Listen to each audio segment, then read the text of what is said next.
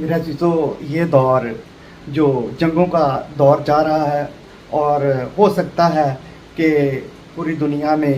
World war ہو سکتی ہے، کیونکہ جو نیتن یاہو ہے اسرائیل کا وزیر اعظم، اس نے کھلے سے تمام مسلم کنٹریز کو کہہ دیا ہے کہ اپنی زبان بند کریں اور چپ رہیں۔ تو میرے عزیزو،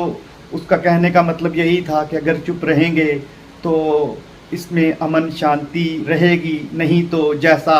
حال اس نے حماس کا کیا ہے ویسا حال وہ آپ کا بھی کرے گا۔ اور یہ بخوبی تمام جو اس کے اگل بغل کی کنٹریاں ہیں وہ جانتی ہیں، لیکن بیچ میں سے یمن مسلسل اس پر اٹیک کرنے کی کوشش کر رہا ہے، اور جو لبنان ہے، لبنان حزب اللہ کے تو ہر روز اٹیک ہو رہے ہیں، جس میں کل کے اٹیک کی جو خبر آ رہی ہے، جو اسرائیل میں حزب اللہ کا اٹیک ہوا، اس میں کافی لوگوں کا نقصان ہوا ہے، اور کچھ کنفرم نہیں بول سکتے، لیکن 2-3 جانیں بھی جا چکی ہیں، جس میں اور جو ان دنوں کی سب سے مین بات جاری ہے کہ تمام مسلمان بہت ساری کرسچنس کنٹری میں پروٹیسٹ کر رہے ہیں، اور اس پروٹیسٹ میں بہت زیادہ کلیشز ہو رہے ہیں۔ اگر ہم لنڈن کی بات کریں تو لنڈن میں 300,000 کے قریب اس سے اب حماس پرو ٹیسٹ ہوئے ہیں، جس میں بہت زیادہ کلیشز ہوا ہے۔ کہنے کو تو برٹش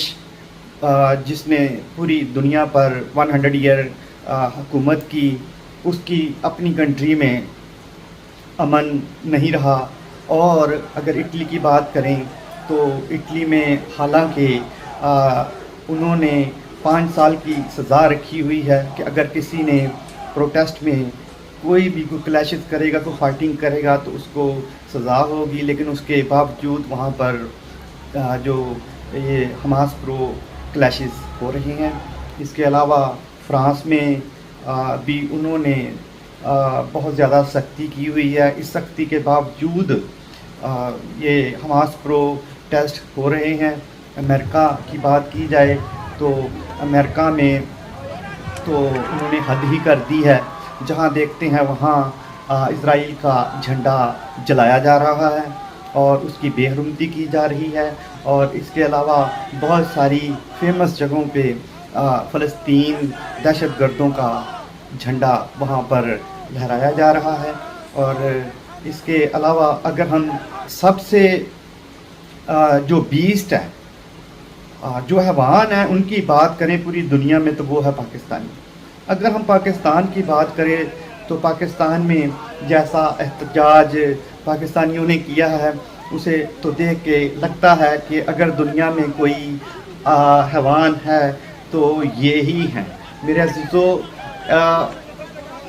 اور اگر ہم بات کریں اسرائیل کی، ان کے جواب میں جو ان سب پروٹیسٹ کے باوجود، ان تمام 57 کنٹریز کے دباؤ کے باوجود وہ